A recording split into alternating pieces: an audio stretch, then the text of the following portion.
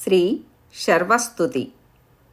നമോ ഭവായ ശർവായ രുദ്രായ വരദായ ച പശൂനാം പതയേ നിത്യമുഗ്രായ ച കപർദിനേ മഹാദേവായ ഭീമായ ത്രയംബകായ ച ശാന്തയേ ഈശാനായ ഭഗഗ്നായ നമോസ്ത്വന്ദഖഘാതിനേ കുമാരഗുരവേ തുഭ്യം നീലഗ്രീവായ വേധസേ പിനാകിനേ ഹവിഷ്യായ സത്യായ വിഭവേ സദാ വിലോഹിതായ ധൂമ്രായ വ്യാധായ നപരാജിതേ നിത്യം നീലശിഖണ്ഡായ ശൂലിനേ ദിവ്യചക്ഷുഷേ ഹോത്രേ പോത്രേ ത്രിനേത്രായ വ്യാധയേ വസുരേതസേ അചിന്ത്യായാംബികാഭർത്രേ സർവദേവസ്തുതായ ച വൃഷധ്വജായ മുണ്ഡായ ജടിനേ ബ്രഹ്മചാരിണേ തപ്യമാനായ സലിലേ ബ്രഹ്മണ്യായാജിതായ ച വിശ്വാത്മനെ വിശ്വസൃജേ വിശ്വമാവൃത്യ തിഷ്ഠതേ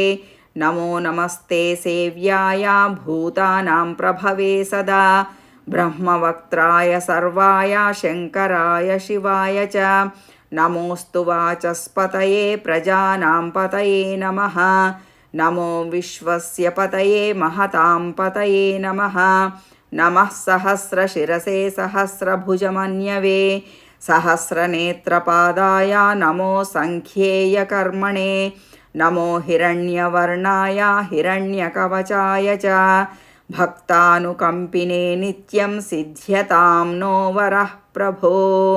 ഇതി ശ്രീ ശർവസ്തുതി. ഓം നമഃ ശിവായ.